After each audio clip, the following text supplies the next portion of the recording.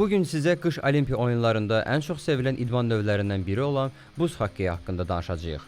Adından da göründüyü kimi, bu idman buz üzərində oynanılan, yüksək sürət və fiziki təmasla seçilən kollektiv qış idman növüdür.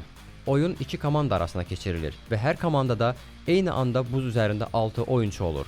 Bunlardan 5-i meydan oyunçusu, biri isə qapıçıdır. Buz hokkeyinin müasir forması 19-cu əsrin ortalarında Kanadada formalaşıb. 1875-ci ildə Montreal şəhərində ilk rəsmi oyun keçirilib.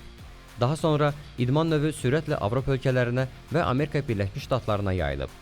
1920-ci ildən etibarən buz hokkeyi Olimpiya oyunlarının proqramına daxil edilib. Hər biri 20 dəqiqə davam edən və 3 perioddan ibarət iki komanda arasında baş tutan qarşılaşmada əsas məqsəd xüsusi çubuqların köməyi ilə şaybanı rəqib qapısından keçirməkdir. Rəqib qapısından ən çox qol vuran komanda qalib gəlir.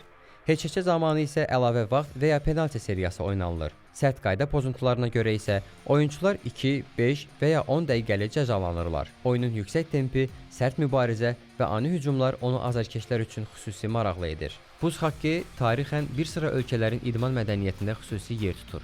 Bu idman növündə ən böyük uğurları imza atan ölkələrin sırasında ilk növbədə Kanada yer alır.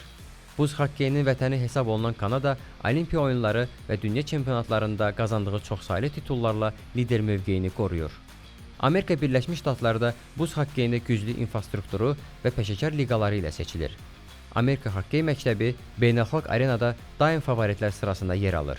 Avropa qitəsində isə İsveç, Finlandiya və Çexiya buz hokkeyində davamlı uğurlar qazanan ölkələr sırasındadır. Son illər ölkəmizdə də qış idman növlərinə göstərilən diqqət buz hokkeyinin inkişafına təkan verir. Yeni buz arenalarının yaradılması, gənclərin bu idman növünə marağının artırılması gələcək üçün ümidverici göstərici hesab olunur. Mütəxəssislərin fikrincə, davamlı dəstək və düzgün infrastruktur buz hokkeyinin ölkəmizdə də rəqabət qabiliyyətli idman növünə çevrilməsinə imkan yarada bilər.